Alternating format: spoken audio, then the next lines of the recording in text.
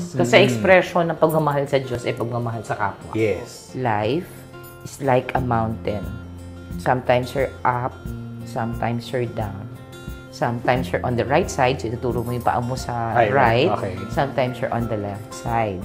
Because life is like a river.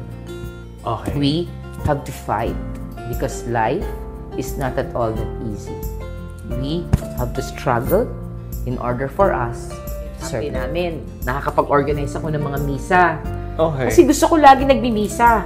Kasi yung time na parang, nung napapanood ko kasi sila brother, parang pag nagdadasal yung mga bata, parang at kinukwento ni brother yung pagmamahal sa bayan, yun ang pinaka-translation ng pagmamahal sa Diyos. Ang ganda. Yung pagmamahal sa kapwa, ang pinaka-expression ng pagmamahal sa Diyos.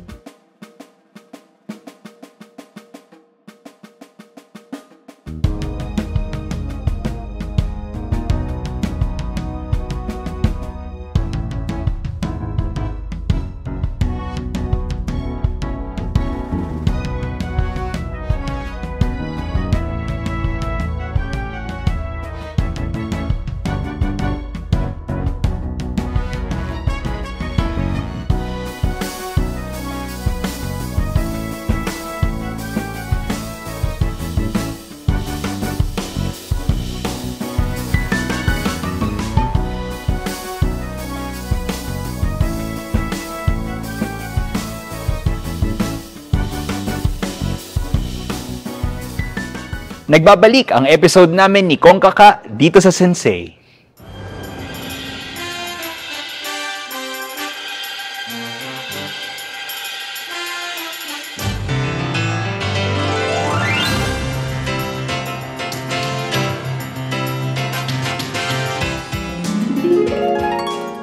So, parang masayang-masaya ako. Sabi ni brother, minsan niyaya niya kaming lahat 5 umakyat sa brothers quarters. Dun sa ano nila? Doon kami pinakain. Parang kumbento nila. Oo, kumbento. Yung parang tirahan ng mga brother ng Lasal. Kasi may community rin naman sila. Of course. Tapos binigyan nila kami ng parang mga vouchers na pwede kaming kumain sa kainan ng mga utility.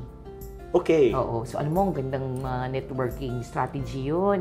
Kasi, dahil kumakain kami sa kainan ng utility, kami lang ang pwede.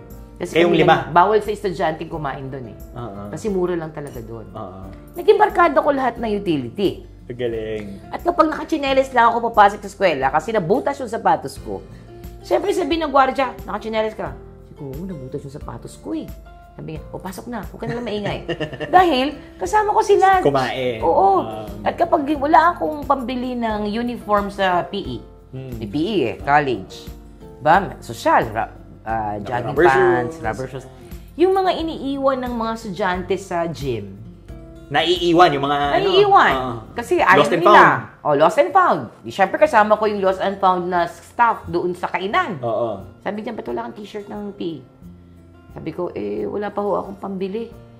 Kasi sa tama lang naman sa pamasahe yung babae pa ang tuition, mahal-mahal lang tuition dito. Binibigyan ako ng uniform na luma. Siguro mga 2 years old na yun or mga 1 year? Minsan nga, bago. At hindi pa nasuot. Alam mo yung naghubad sa gym, sa locker, iniwan. Tinapon na lang. Kasi may pawis nagmamadali sa klase. Wala na nag-claim. Wala nag-claim, nilalaban ng utility. Pinapagamit sa akin. Ang dami ko tuloy. PE uniform. Social na dati ko. All year levels, meron ako. Pagdating ng second year, may PE uniform na ako kasi nabigyan na ako ni Manang. Diba? Parang ganyan. At lahat ng mga utility, minsan nga pagka nakakatulog ako sa park, kasi natutulog kami dun sa may parang garden dun eh. Gigisingin ako ng janitor. Huy! Pasok na! Diba may klase ka? Alam pa schedule mo. Kaya ang sarap kasi parang kahit na mahirap lang ako at nag-aaral ako sa Lasal, ang nag-aalaga sa akin ay lahat ng utility at gwardiya ng buong university. Dahil doon sa brother na lumapit sa'yo? Dahil sa brother na pinadala niya kami. Pwede bang shoutout sa brother na yun? Wala na si brother shoutout sa langit. Si brother Danny, si brother Dennis na alam ko ay aktibong-aktibo pa. Laki-laki din ang tulong nila sa akin. Siyempre pero hindi ko pa nakilala nun si Si Brother Armin. Nakilala ko siya nung sumilaw na. Pero sa mga brothers na pinapakain ako lagi sa third floor, kasi ang sarap sa fourth floor, ang sarap ng popcorn nila doon. Marami pong salamat mga brothers. Sa pagsiguro, napakaganda ng buhay ko sa Lasal. Talagang naniniwala ako sa advocacy nila na person for others, na hindi nagdi-discriminate. Pero syempre may kapalit yun. So, dahil nalaman nila na hirap ako sa tuition, binigyan nila ako ng parang trabaho. Pero yung technical assistance work ko sa mga brothers, hindi academic. Ako yung taga-assist sa mga brothers pag may mga retreat. Kasi yung mga retreat, yung mga year levels eh. Hindi to Days with the Lord. Hindi. Ano to talaga? May regular recollection na ino-organize ang mga Lasal brothers sa mga lahat na nag-aaral sa Lasal. Of course. Tinuruan nila ako ng popular education, lalo na si Brother Ceci, na wala na, si Brother Ceci Ohilia. Siya talaga yung isa sa pinakamalapit kami kasi sumali ako sa parang extension organization, COSCA, Center for Social Concern and Action. At ang naging trabaho ko ay meron kami retreat house sa loob ng university. Okay. Ang ginagawa ko, ina-arrange ko yung mga tapes ni Brother, ng mga tapes ng asin, para iparinig sa mga kabataang nag-retreat, tagagupit ng kanyang mga... Asin? Yung ano? Gising na kaibigan ko. Okay, yung mga ano talaga. Pinoy music. Parang pagbibintangan talaga siya, marired tag siya. Pero nung mga panahon na yun, wala pang people power nun eh. Ibig sabihin, mainit doon ang consciousness raising, pagkamulat sa mga kabataan. At dahil doon, nag-volunteer ako, mag-distribute ng mga polyetos para sa agrarian reform, mag-distribute ng polyetos sa pagko-question bakit gagawing tubig ng Metro Manila ang Laguna Dibay.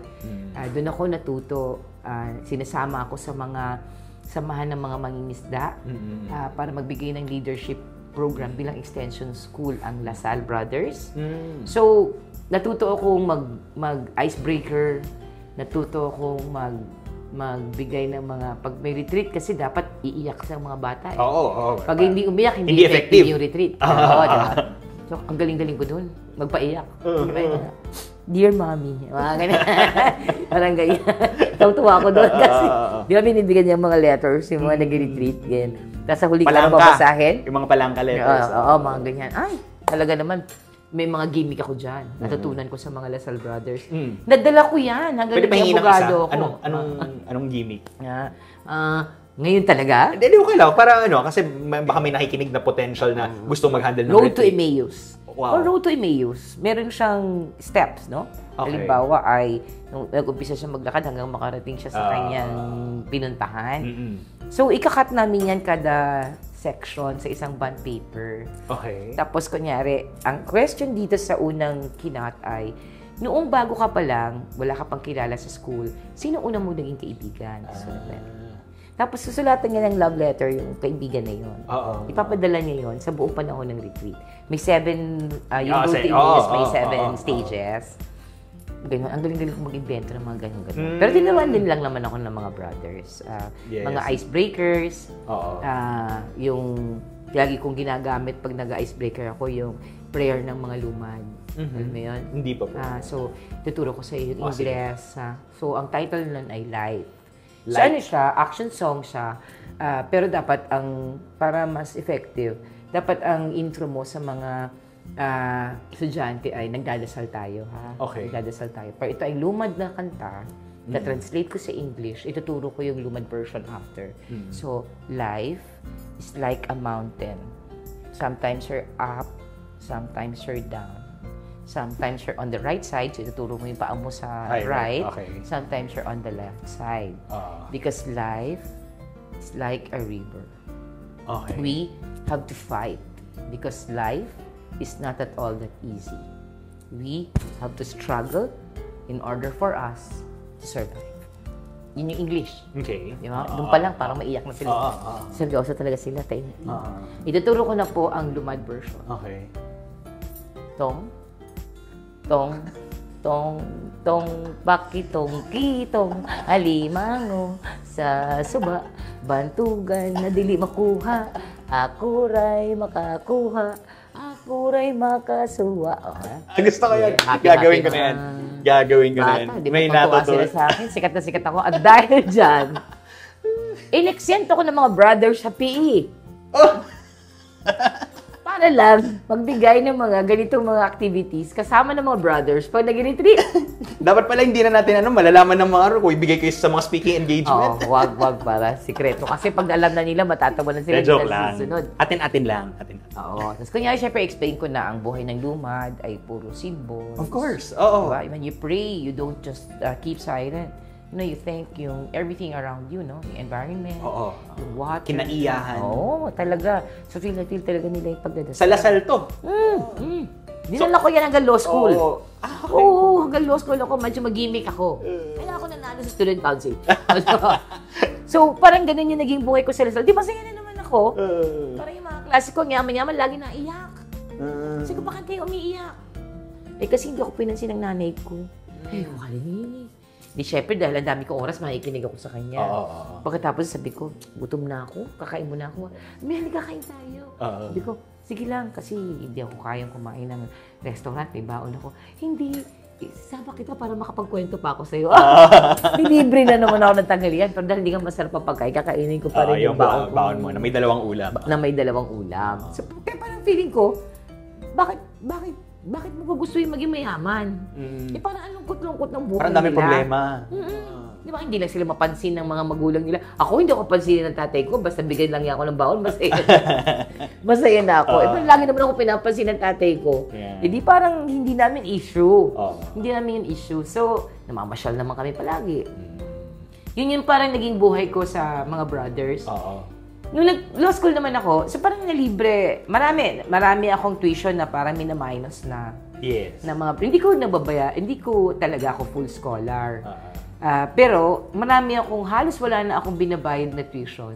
Kasi nasasagot na ng mga brothers. Pero silang mga ganun eh. Yung meron silang mga estudyante na parang binibigyan nila ng assistance. Because parang exchange for the work that you do with them. Yeah, At dahil nag-assist ako sa mga icebreakers. Yes. Siyempre, tagaligpit ako pagkatapos ng retreat, no? Mga brothers, marami pang kausap yan, mga ngumpisal pa. Di habang nangungumpisal, nagiligpit na ako ng mga tape, ng mga Manila paper. Bayad ang tuition ko. Di ba? Parang working student na rin. Oo, choosy ka pa. Oo, Di ba? totoo. Tapos may libre ka pang pagkain pag-akit mo sa 4th floor kasi mag-meeting kayo ni brother para sa next na retreat. O di, libre kain na naman. Parang ako ganun lang talaga yung naging buhay ko. At feeling ko dahil doon ay sinalihan ko lahat yung mga orgs, kinaibigan ko lahat kasi para matuto ako mag-Ingles, kinakausap ko yung mga pinakasosyal kong kaklase. Pinag-practicean ko sila. Pero hindi ko sasabihin kasi baka ipagawa mo sa akin. Alam ko ang kaibahan ng accent ng Atenista at ng Lasalista. Huwag may ipagawa sa akin. Mamaya na. Pero inaral ko talaga. Pag Lasalista ka, ganito accent mo. Pag Atenista I ka, never knew ganito there was a accent. difference. Meron. Diba, malalaman mo, ay, Lasalista. Like parang there's a difference pala. Yeah. So, kaya, parang nadala ko yun. Naging kaibigan ko rin yung mga pare, na ganyan, na kahit yung chaplain namin, nakakapag-organize ako ng mga misa. Okay. Kasi gusto ko lagi nagmimisa. Kasi yung time na parang, nung napapanood ko kasi sila brother, parang pag nagdadasal yung mga bata, parang, at kinukwento ni brother yung pagmamahal sa bayan, yun ang pinaka-translation ng pagmamahal sa Diyos. Ang ganda. Yung pagmamahal sa kapwa, ang pinaka-expression ng pagmamahal sa Diyos. Eh, napakainit ang panahon na yun eh. Kapag pinatay si Ninoy, ang daming protest actions. Kahit sa klase namin, nagagalit yung teacher ko pag di kami nag-arali. Dahil political science students kami, kailangan observers kami of political events. So parang pag napapakinggan ko sa isang retreat na sa dasal, sa loob ng dasal ay pinag-uusapan ng issue ng bayan, ng corruption, bilang violation ng pagmamahal sa bayan. Therefore, hindi mo minamahal ang Diyos. Kasi expression ng pagmamahal sa Diyos ay pagmamahal sa kapwa. Yes. At nasa Biblia naman yun. Ang ganda. Tungtuwa ako pag nagpapamisa. Oo. Kasi pinipili ko kung sino mag-humili. At sa humili, sinasabi ko, alam mo na, Father, ha? Okay. May konting social justice. Anong pag-uusapan natin dyan? Parang ganyan. Nadala ko yan hanggang sa nag-aral ako sa Ateneo. Ateneo Law School. So, paano kayo bumaling from being Lasalista to Law Ateneo? Wala pang Lasal Law School noon. Okay. Again, malapit lang sa bahay namin ng Ateneo Law School. Sa Rockwell na po ba naman ito? ng tatay ko. Hindi pa. Sa Ateneo, Makati. sa professional schools. Sa professional schools. At nagtitipid na naman ng tatay ko. Kaya mura lang dapat kasi jeep lang eh. Jeep lang at bus. So, hindi ka na problema sa layo. Tapos, pwede ka pa maghapunan sa bahay. Kasi nga, tingin niya, ang mga pagkain sa labas ay punong-puno ng betchin at walang gulay. Yes. So, parang nakahabol ko pa ang hapunan. Pero dahil nga 6 p.m. to 9 p.m. ang klasiko, parang almusal at tanghalian sa bahay namin. Yeah. Yung hapunan, either nagbabaon ako or kagaya ng kwento ko sa inyo, pag nakapakinig ako ng problema ng kaklase ko, nalilibre ako ng hapunan sa kantin. So, parang tawag nila sa akin ay malakas mangotong. Ganun din na ginagawa ko pagka talagang walang-wala akong pang-Xerox ng cases noon ng law school ako. Eh, ang kakapal nun. Oo, sabihin ko sa mga klase ko, you have change. Pag tumawag ka nun sa phone, ba't wala pa cellphone? Konti pa lang, mga klase ko may cellphone, siguro 2, 3. Sabihin ko, meron lang public phone. 2 piso. 2 piso ang public phone noong araw. Hindi ko alam sa inyo kung magkano na ngayon. Tatawag ako ng public, wala na yata public phone ngayon. Wala na. Kasi cellphone no? Tatawag ako sa public phone. Pero actually, hindi ako natawag. Sino mo tatawagan ko, no? Sabihin ko sa klase ko, you have changed? Sigurado ako yung classmate ko yung 2 piso yan. Di 5 kaklase, 2 piso, 10 piso na. Isang ulam na. 5 pa, 20 na. 2 ulam na. Kanin lang ang babaunin ko. May 2 ulam ako. Sabi ng klase ko, lakas mangotong. Oo. Tapos, kunyari sabi ko sa classmate ko, ang dami natin assignments. Alam na namin assignment namin for the whole semester. Trimester kami. Kami yung unang JD program na Ateneo Law School. Sabihin na nila ay, ito yung mga cases. Sabihin ko sa kaklase ko, you want me to Xerox your cases? Kasi sino Xerox? Bawal magguhit sa libro ng library. Pero sila may sariling library. Kaya lang ayoko ng buhay na ganun. Kasi ang hirap linisin, dami libro. Hindi ko rin kayang basahin lahat yun. Masyadong matalino yung mga ganun siguro. Ako hindi pwede sa ganun. Sabihin ko, you want me to Xerox your cases for Friday? Lunes pa lang Sabi niya, sure. Di give me money. Kasi pipila ako. Ako pipili. Service fee. Si Xerox. Syempre. Walang bayad. Ako pipila. Bigyan mo na ako ng pera. Pababayad ko anong mag-abono ako, no? Bibigyan niya ako ng pera. Di, nakuha ko na ng Monday yung cases for Friday. Aaralin ko na sa Wednesday ko pa yun ibibigay sa kanya. Sabi ko, haba na pili. Bukas na. Pero actually, nabasa ko na. Wala na. Hindi ko guguhitan, bawal Magagawa akong notebook. Magagawa ko ng mga digest. Tawag namin doon yung summary of cases. Nagbigay ko sa kanya Wednesday. Nakakarap ko na yung klase ng so, hindi mo na kailangan yung kopya? Hindi mo na kailangan pa Xerox. At, dahil sa natutunan ko sa Lasal, binarkada ko na naman lahat ng mga utility. Ako ang tagaligpit ng mga, alam mo yung mga, di ba pa nagkapasirok sa mga papel sa library? Okay. Winawalis ko yun sa hapon. Inokolekta ko yun. Doon ako nagpapasirok sa likod nun. Malinis pa yun. Scratch paper. Scratch ng Xerox. Kung 50 centavos ang malinis na papel, pagdating sa akin, 15 centavos na lang. Wow. Nagligpit ka lang naman. Ano ang problema sa pagligpit? Di ba? Di ginagawa ko yun para makalibre. Diba? Pero partly, naka-avail din ako ng parang part scholarship sa Ateneo. May mga naka-close kang Jesuits nun? Ay, marami. Kasi, pero hindi Jesuits ang nagbigay sa akin ng scholarship. Meron silang ino-offer talaga na scholars for parang financial aid. So, nag-a-apply ako doon. Tapos nagkataon naman na yung mga teacher ko na sinusulatan ko talaga sila na I will not be able to enroll in the next trimester if I don't get this assistance. Walang nila, di ba? Sabay attach ng ITR ng tatay ko na factory worker, driver. Ay, so, libre! At bayad, approved. Pero syempre, kailangan may grades. Of course. So, kailangan mag-aral. Hindi pwede hindi nag-aaral, tapos gusto mo ng ganyang benepisyo. Pero natutunan ko na kapag pala nagsisikap ka at hindi ka nahihiya sa uri ng ginagawa mo, makakagraduate ka. Makakagraduate ka. Kaya number 1 talaga na ginagawa ko sa Dinagat ngayon ay magbigay ng assistance sa mga estudyante interesadong mag-aaral ng college. Anyway, so yun ang nangyari sa akin sa law school. At dahil kilala ako ng lahat. Utility. Oo. Mga estudyante. Nakikinig ako sa problema nila, di ba? Kahit ano.